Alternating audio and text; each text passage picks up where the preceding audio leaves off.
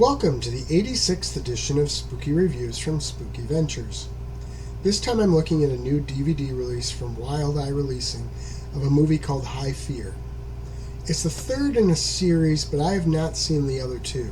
That didn't stop me from enjoying this one, though. The film is set in the fine tradition of horror anthologies, and in fact has a lot in common with Creepshow, although this is much more extreme.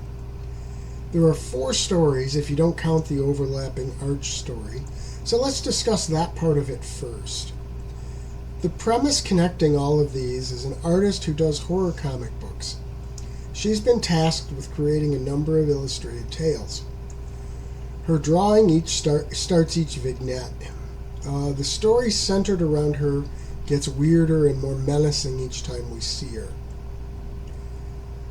Now, the first actual tale centers around 3 guys visiting a brothel to give one of the guys his first time. There is much more happening in this particular place, though. The story is a little over the top, and the treatment seems a little silly. Personally, of the bunch here, this is the one that doesn't work as well for me. The second story is more gritty, both in terms of presentation and storyline. It seems to have some threads that don't tie together at first, but by the end of the piece, it all connects. Without giving too much away, this is a backwoods story with killers in that location. There's a love triangle to some of the folks making their way into the woods, too. So it's not a complete straight-line story. While this isn't my favorite piece here, it is a step up from the one that preceded it. And if you're into things like Texas Chainsaw Massacre, it sort of has that kind of feel to it. Once it gets to the third story, it really elevates. That one centers around a homeless community.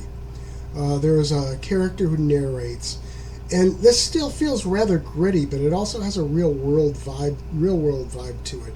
And it doesn't play out quite as one might expect, as someone is killing off the people in the community. Now, without question, the fourth tale is the real masterpiece here. It centers around 3 people gathered in a remote cabin.